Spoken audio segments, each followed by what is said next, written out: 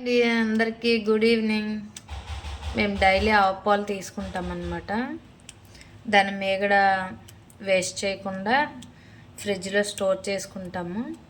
ఒక 20 డేస్ది మేము స్టోర్ చేసిన తర్వాత ఆ మీగడ మొత్తం ఐస్ వాటర్ వేసి మిక్సీ చేస్తామన్నమాట. మిక్సీ చేస్తే వెన్నలా వస్తుంది.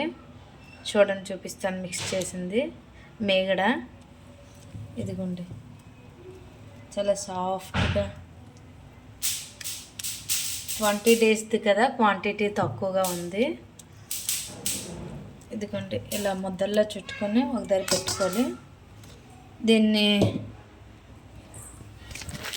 కళాయిలో కానీ వేసుకొని స్టవ్ మీద వేసుకుంటే స్వచ్ఛమైన ఆవు నెయ్యి తయారవుతుందన్నమాట. ఇలా షాపుల్లో ఇలా కాకుండా మన ఇంట్లో మీగడ స్టోర్ చేసుకుని దాన్ని నెయ్యి చేసుకుంటే హెల్త్కి చాలా మంచిది.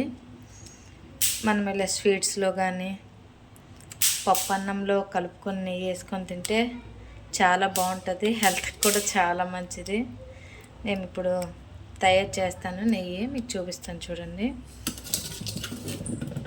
ఇదిగోండి, స్టవ్ మీద వేసుకుంటున్నాను.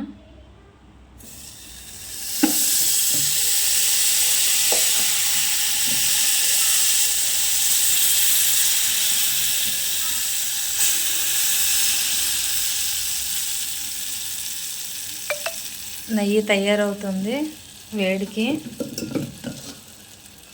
ఆ స్మెల్లే అదిరిపోతుంది.